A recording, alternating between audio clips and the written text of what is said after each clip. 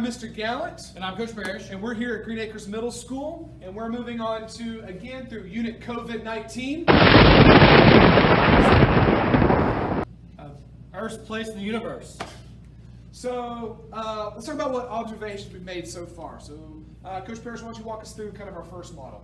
This was our lesson 1 model. This is our initial model from which we made from watching our anchoring phenomenon video.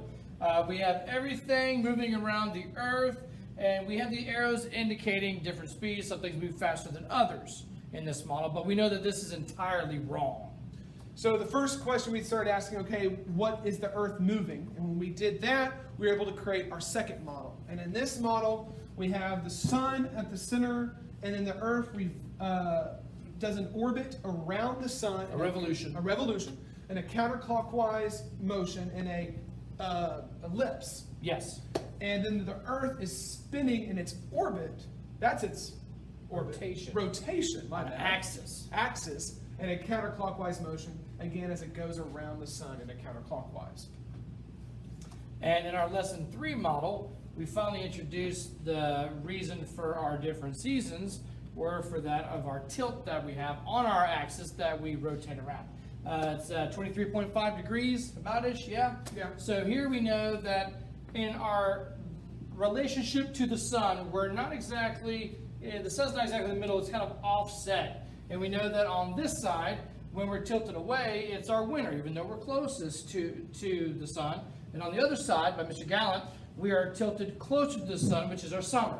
In the top and the bottom, we have our transitional times between summer and winter. So if we go from that end, from summer to this side, we have fall, and then winter, and then on the opposite side, we have spring.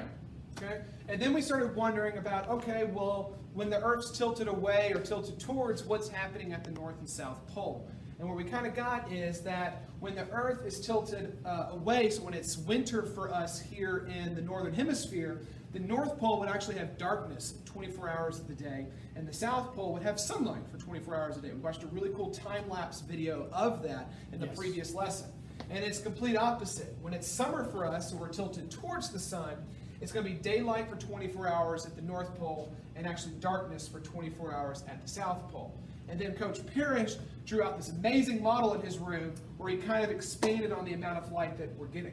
Yes, because of the amount of light we're getting depends on where we are in the tilt in relationship to the sun. As I said prior in the one drawn on my board was here on the equator areas, it's always warm and hot because it has more of a direct sunlight. You have all this energy focused in a tiny surface area. When you go up top here, where we have the North Pole tilted towards the sun, we see that the light has to cover a bigger surface area, so we do get that light at the North Pole. And down here, it's not hitting the South Pole, but on the other side, when we're tilted away, whenever it is winter, we see that the North Pole doesn't quite get that same amount of light or energy it did here, but the South Pole now does. And it's much more spread out here. Yes. Okay. So at the end of the last lesson, we decided, okay, well, we need to add the moon to our model. We've included the sun, we've included the Earth, we haven't really added the moon yet. So if we wanted to add the moon to our model, the question is, how would we draw it? It looks kind of different, and does it always look the same? So that leads us now, Coach Parrish, into our lesson question. Okay. And our lesson 5 question is, why does the moon sometimes look different? Okay.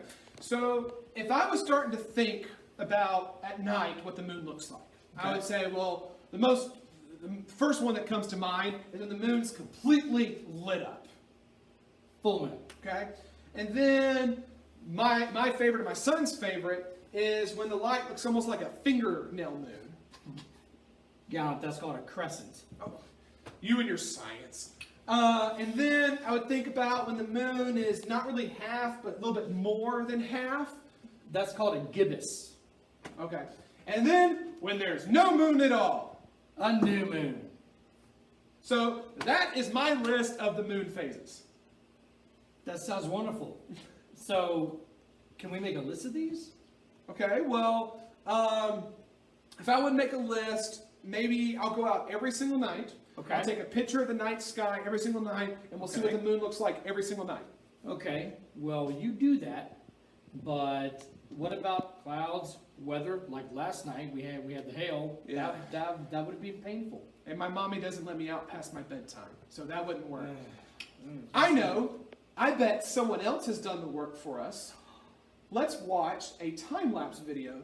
Think smart, not hard.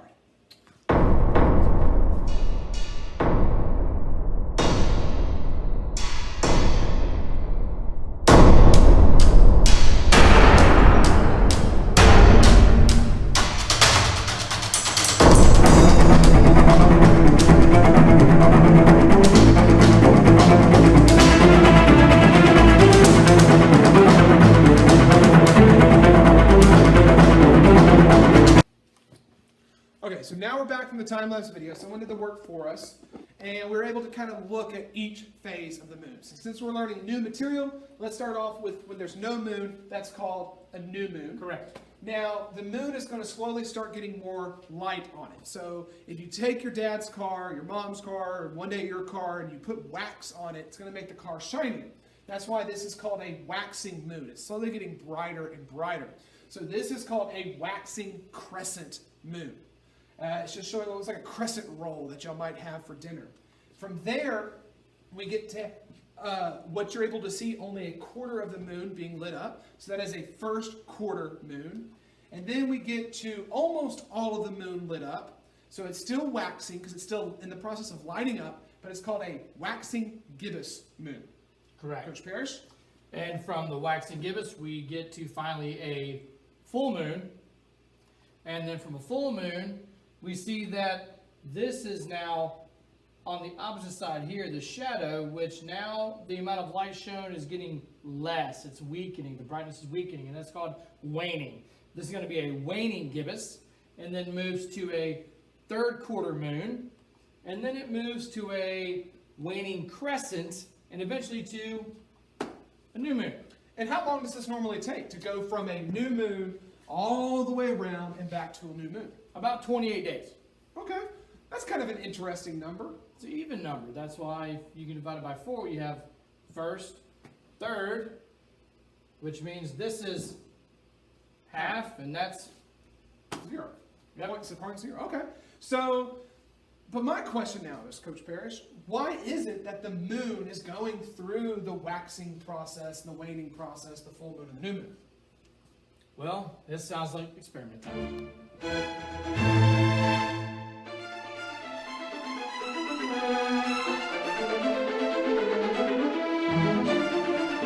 I know of a place where you never get harmed. A magical place with magical charms. Indoors, indoors, indoors. Take it away, Penny.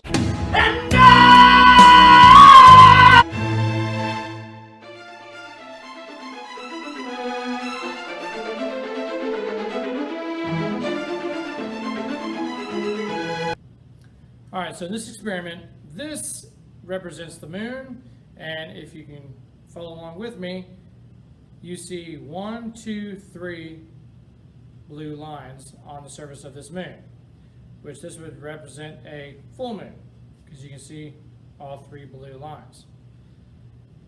Now I'm going to rotate around you in a fixed position.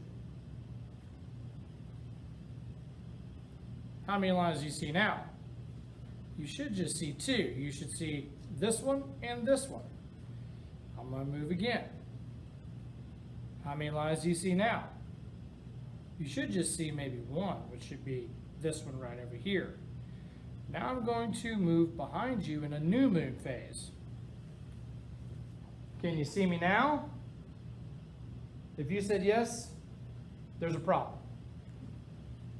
Now I'm going to rotate around you on the other side, and you should just see 1 blue line right here. If I move to the next spot, you should see 2 blue lines, and then back to my starting position, or a full moon, you should now see all 3 blue lines. And the experiment to help you represent the moon phases.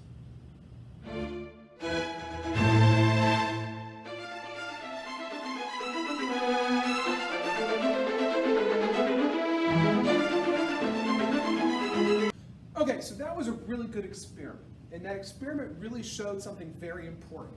That it's not the light changing on the moon, but it's our perspective of what we're able to see of the light reflecting on the moon that changes during our lunar cycle. Correct. So here's a really good model of that. We have our sun over here, and we have our sunlight.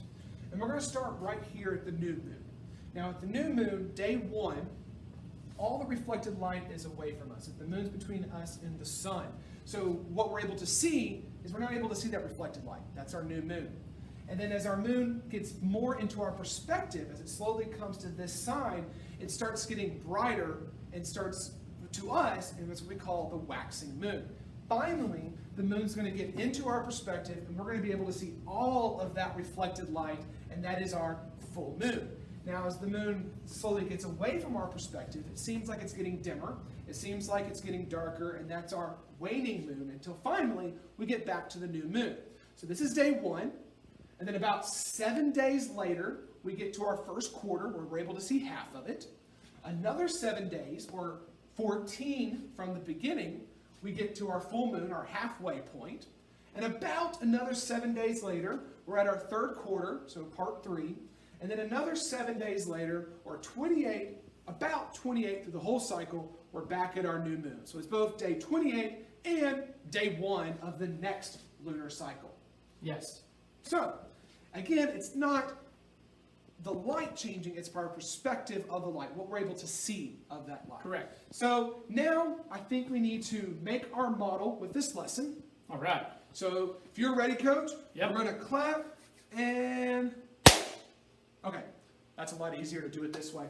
A lot less running and somehow ending up in weird places. Absolutely. Now, what we have here is our model. It's kind of a 2-part model again.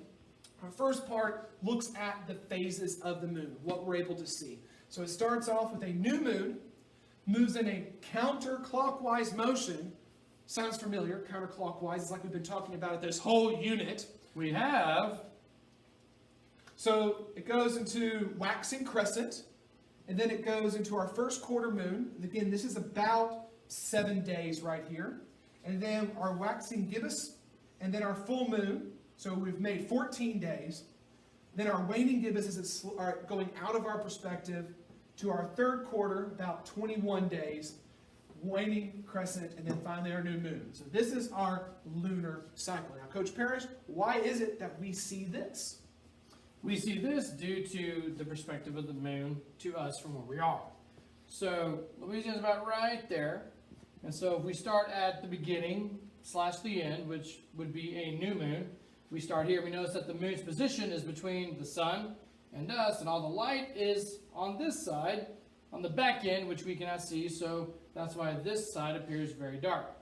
And then as it moves through, we go through what we see as a half moon, or the first quarter, which on this part is going to be the crescent phase, the crescent waxing phase. And then from the first quarter to the full moon, it's going to be the gibbous phase, and it's still getting brighter, so it's waxing. And then after about 14 days, halfway through the cycle, it's going to go from a full moon to a 3/4 moon, which means now it's going to be losing the amount of light shown on it, so it's going to be waning. And this is going to be a gibbous phase as well.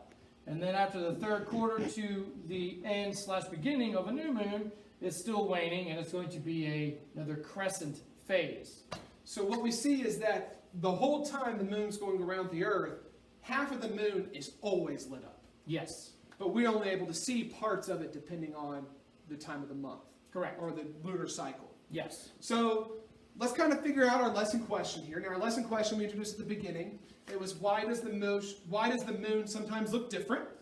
And what we figured out is, first of all, the moon goes through a pattern called lunar or moon phases, which is about 28 days.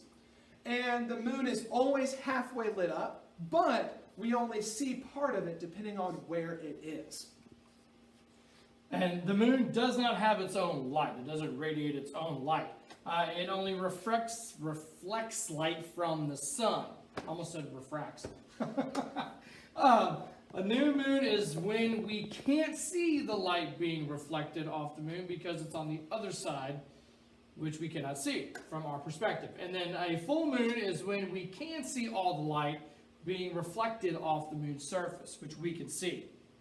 Our evidence, using our model to show the different moon phases as the moon moves around Earth. Awesome. So I have a question for you. I have two Okay. questions for you, Coach Parrish. First of all, what about when the Earth blocks all the light on the moon? Because in our model, we showed that it's not the Earth blocking the light on the moon, it's just our perspective of it. But we know that what happens if the Earth does block the light? And Okay. what about if the moon blocks out the light from the sun? What's that called? Well, Mr. Gallant, those are called eclipses. You know what? I think that's where we need to go for our next lesson. And that will be in lesson 6. So we will see you You then.